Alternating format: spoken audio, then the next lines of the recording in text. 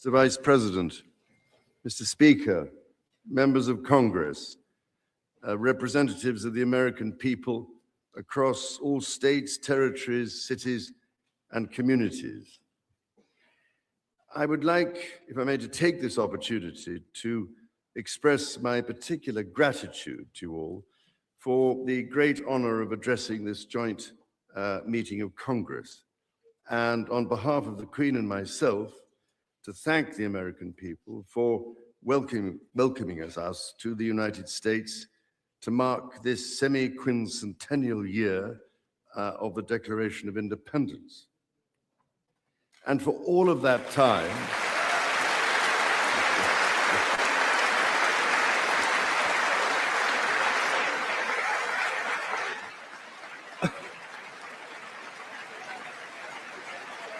aren't you lucky?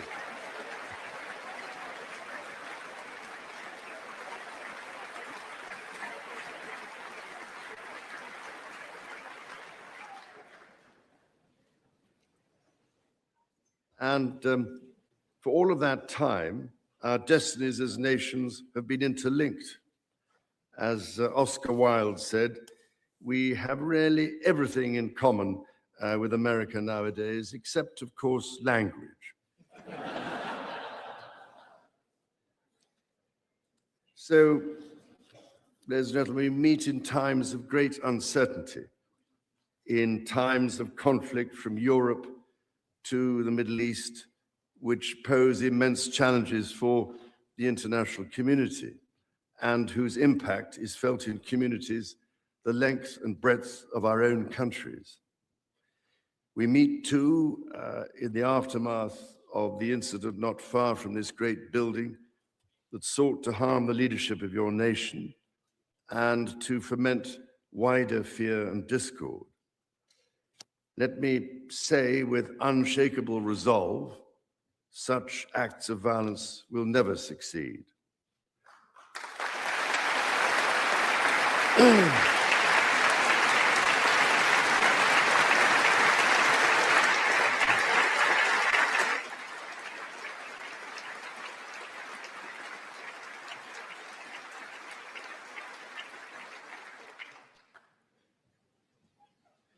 Whatever our differences, whatever disagreements we may have, we stand united in our commitment to uphold democracy, to protect all our people from harm, and to salute the courage of those who daily risk their lives in the service of our countries.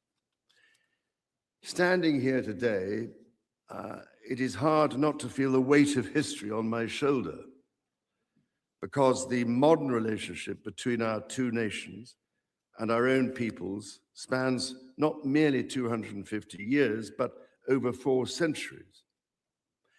It is extraordinary to think that I am the 19th in our line of sovereigns to study with daily attention the affairs of America.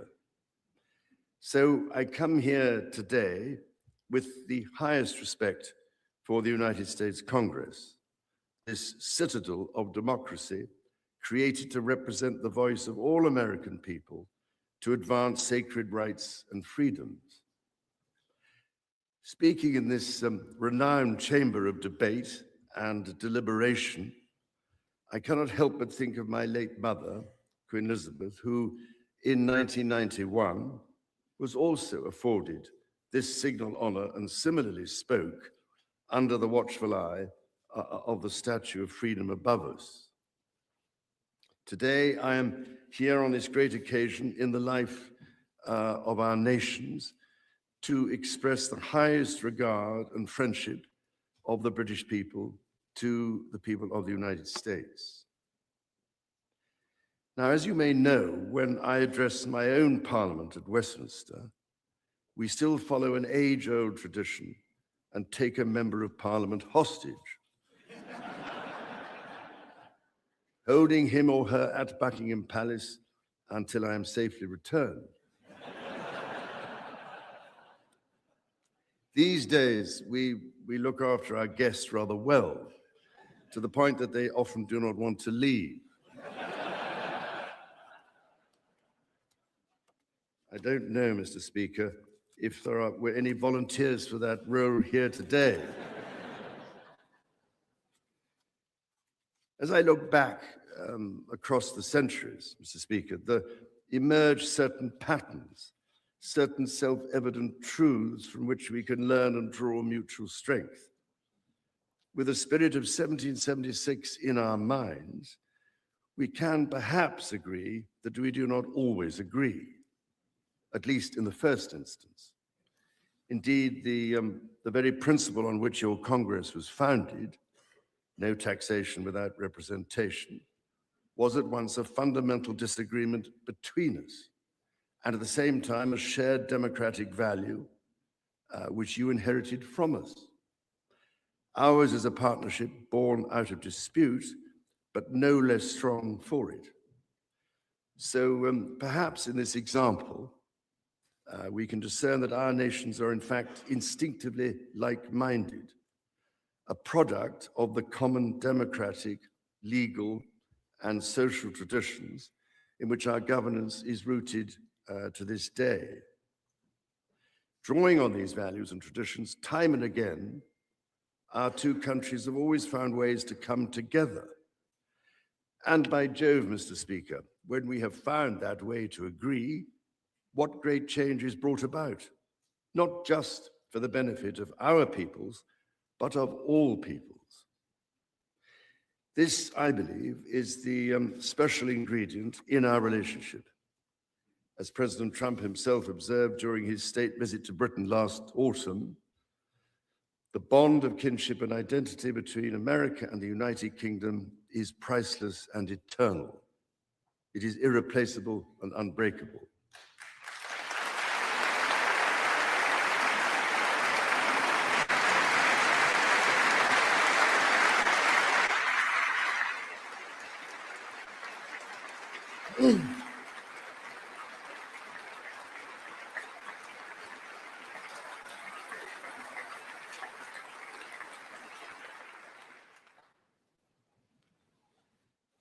Mr. Speaker, this is by no means my first visit to Washington, D.C., the capital of this great republic. It is, in fact, my 20th visit to the United States and my first as King and head of the Commonwealth. This is a city which symbolizes a period in our shared history, or what Charles Dickens might have called a tale of two Georges.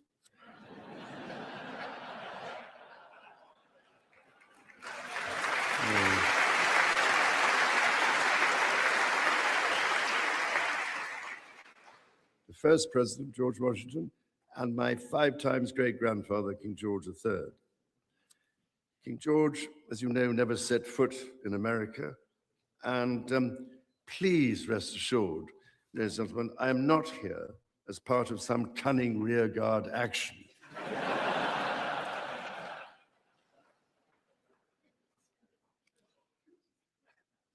The founding fathers were bold and imaginative rebels with a cause. 250 years ago, or as we say in the United Kingdom, just the other day,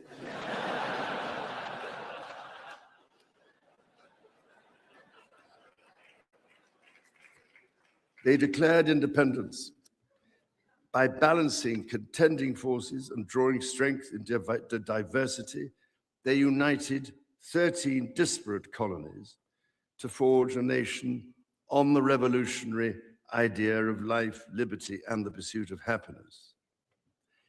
They carried with them and carried forward the great inheritance of the British Enlightenment, as well as the ideals which had an even deeper history in English common law and Magna Carta.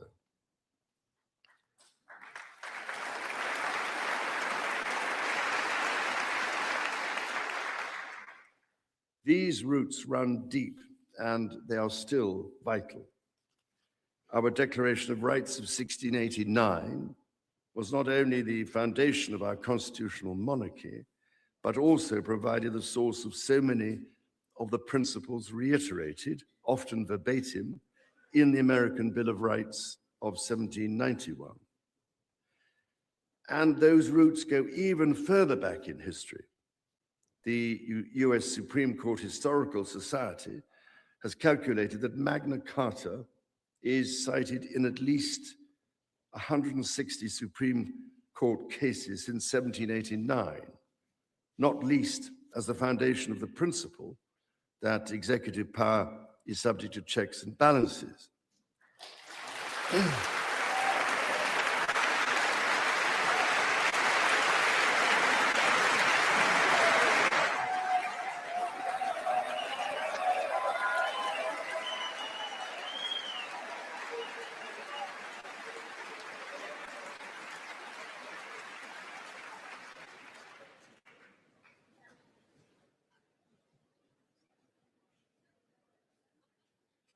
This is the reason why there stands a stone by the River Thames at Runnymede, where Magna Carta was signed in the year 1215.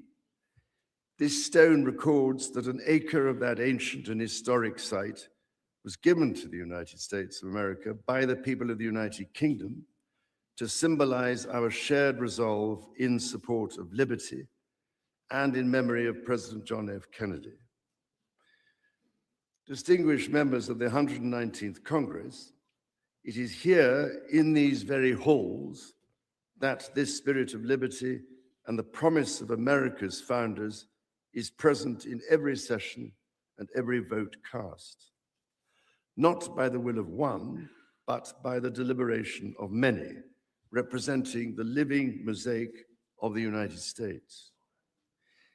In both of our countries, it is the very fact of our vibrant, diverse, and free societies that gives us our collective strength, including to support victims of some of the ills that so tragically exist in both our societies today.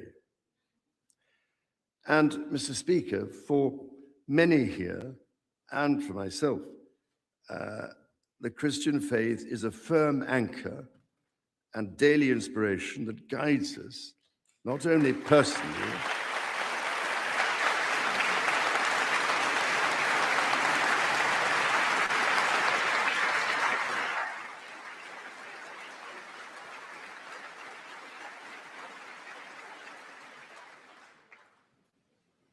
that guides us not only personally, but together as members of our community. Having devoted a large part of my life to interfaith relationships and greater understanding, it is that faith in the triumph of light over darkness, which I have found confirmed countless times. Through it, I am inspired by the profound respect that develops as people of different faiths grow in their understanding of each other.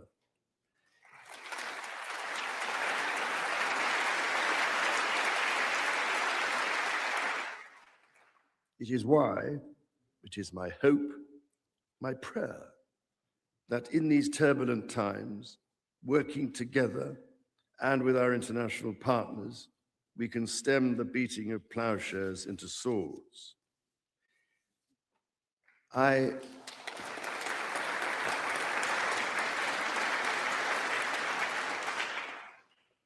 am mindful that we are still in the season of Easter, the season that most strengthens my hope.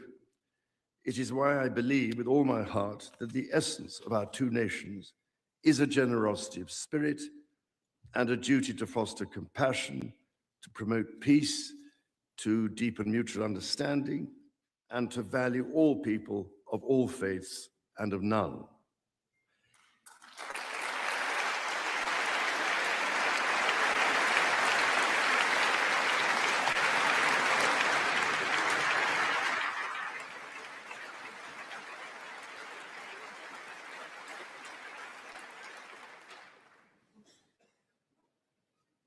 The alliance that our two nations have built over the centuries, and for which we are profoundly grateful to the American people, is truly unique.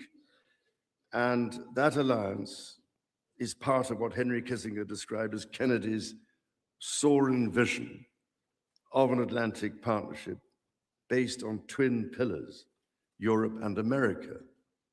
That partnership, I believe, Mr. Speaker, is more important today than it has ever been.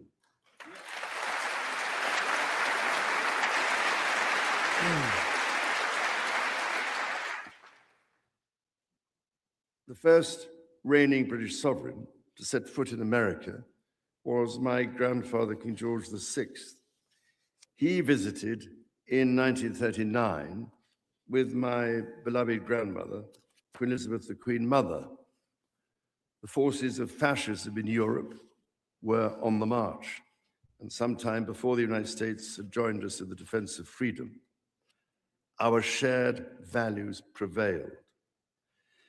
Today, we find ourselves in a new era, but those values remain. It is an era that is in many ways more volatile and more dangerous than the world to which my late mother spoke in this chamber in 1991. The challenges we face are too great for any one nation to bear alone. But in this unpredictable environment, our alliance cannot rest on past achievements or assume that foundational principles simply endure. As my Prime Minister said last month, ours is an indispensable partnership. We must not disregard everything that has sustained us for the last 80 years. Instead, we must build on it.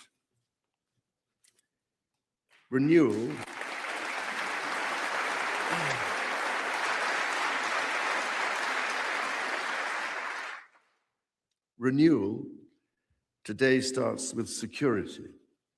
The United Kingdom recognizes that the threats we face demand a transformation in British defense.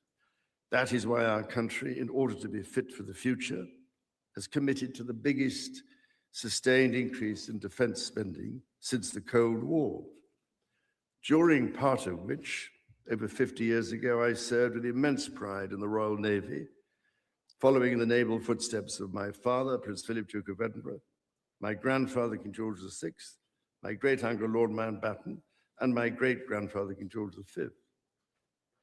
This year, of course, also marks the 25th anniversary of 9/11.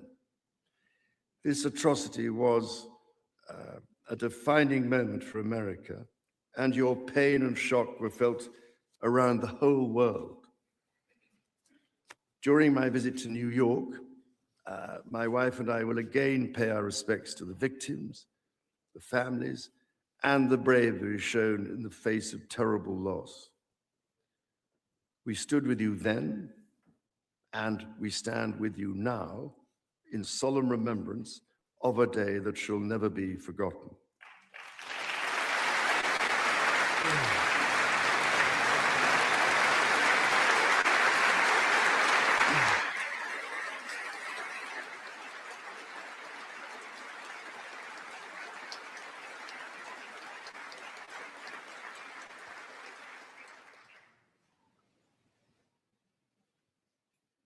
In the immediate aftermath of 9/11, when NATO invoked Article 5 for the first time, and the United Nations Security Council was united in the face of terror, we answered the call together, as our people have done so for more than a century, shoulder to shoulder through 2 world wars, the Cold War, Afghanistan, and moments that have defined our shared security. Today, Mr. Speaker, that same unyielding resolve is needed for the defense of Ukraine and her most courageous people.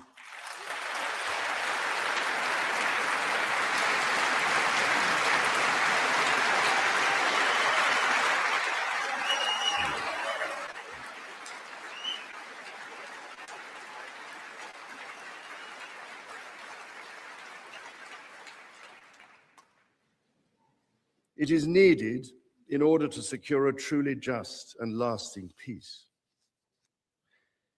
From the depths of the Atlantic to the disastrously melting ice caps of the Arctic, the commitment and expertise of the United States Armed Forces and its allies lie at the heart of NATO, pledged to each other's defense, protecting our citizens and interests, keeping North Americans and Europeans safe from our common adversaries.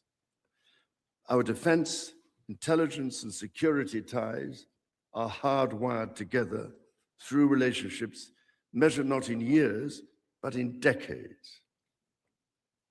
Today, thousands of US service personnel, defense officials and their families are stationed in the United Kingdom as British personnel serve with equal pride across 30 American states.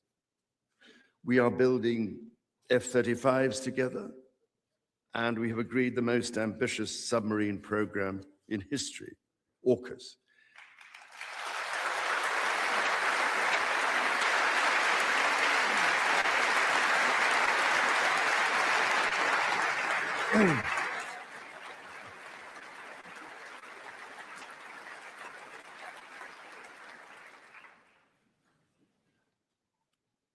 And we are doing it in partnership with Australia, a country of which I'm also immensely proud to serve as sovereign.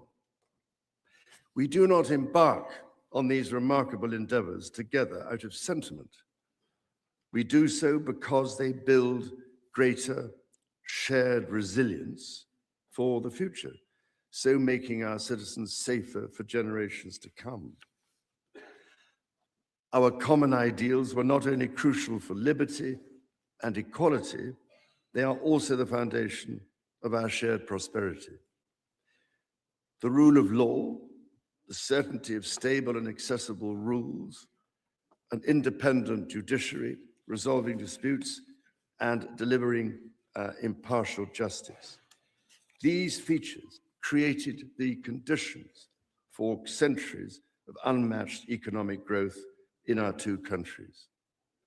This is why our governments are concluding new economic and technology agreements to write the next chapter of our joint prosperity and ensure that British and American ingenuity continues to lead the world.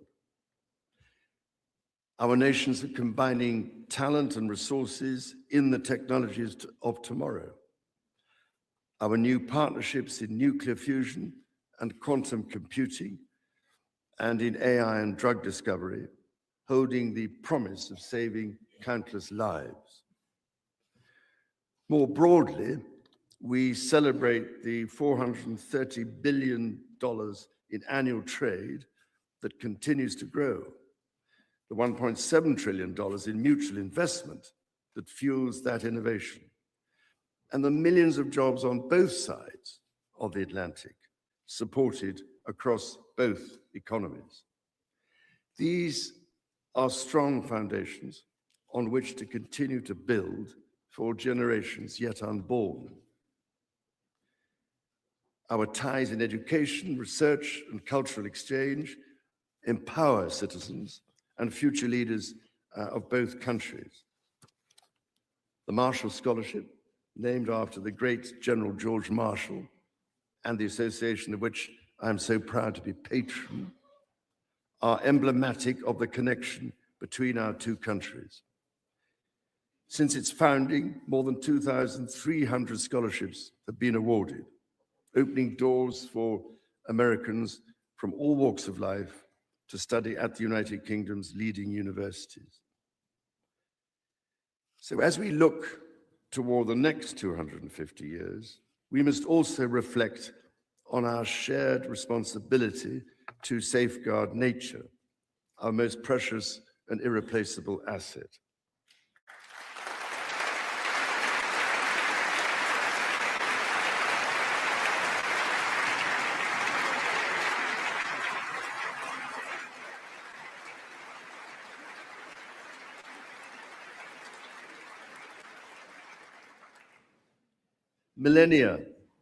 Millennia before our nations existed, before any border drawn, the mountains of Scotland and Appalachia were one, a single continuous range forged in the ancient collision of continents. The natural wonders of the United States of America are indeed a unique asset, and generations of Americans have risen to this calling. Indigenous, political, and civic leaders, people in rural communities and cities alike, have all helped to protect and nurture what President Theodore Roosevelt called the glorious heritage of this land's extraordinary natural splendor, on which so much of its prosperity has always depended. Yet, even as we celebrate the beauty that surrounds us, our generation must decide how to address the collapse of critical natural systems, which threatens far more than the harmony and essential diversity of nature.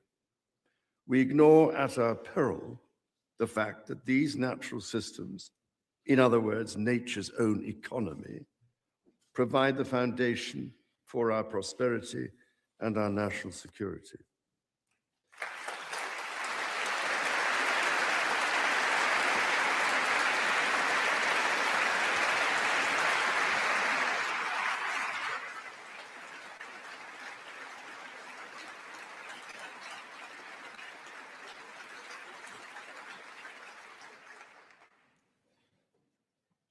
The story of the United Kingdom and the United States is at its heart a story of reconciliation, renewal, and remarkable partnership. From the bitter divisions of 250 years ago, we forged a friendship that has grown into one of the most consequential alliances in human history. I pray with all my heart that our alliance will continue to defend our shared values with our partners in Europe and the Commonwealth and across the world. And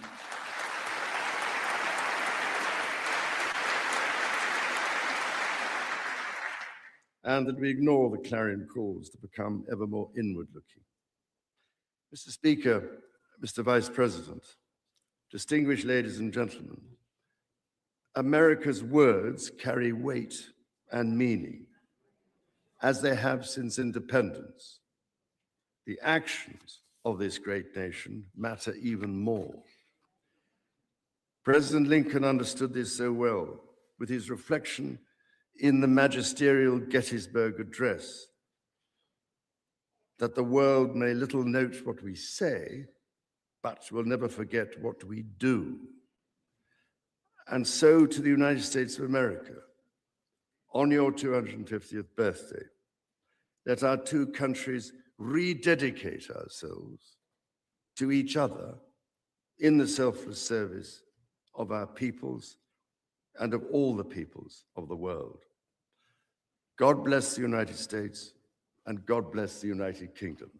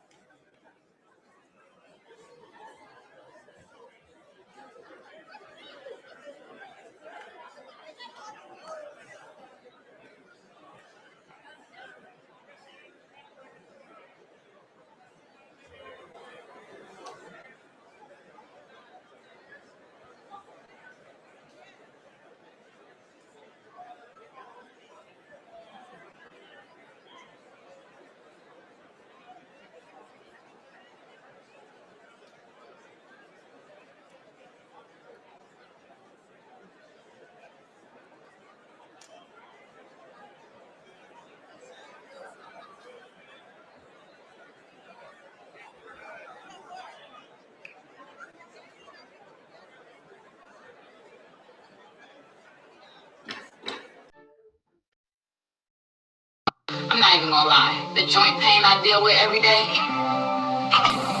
it'll slow me all the way down. But ever since I started using this right here, night and day pain relief balm, everything changed. And within minutes, I feel the difference. Like real relief.